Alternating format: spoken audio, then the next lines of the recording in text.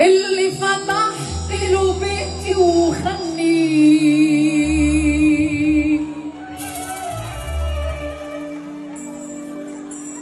كنت بأمنه وخيب ظني اديته سر اتكلم عني وما سطرنيش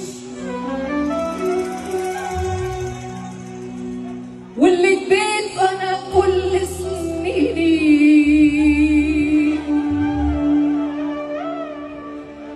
سرق الكحل يا ناس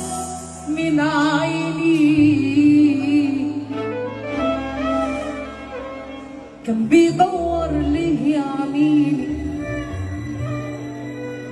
مرحمنيش ناس من دمي وفصلوا كسوة لونها كان اسود كلها أسود كنت بقول دول ظهر وعزوة وما نصفونيش واللي عملت بأصلي معاهم عطوا ايدي اللي كانت شايلاهم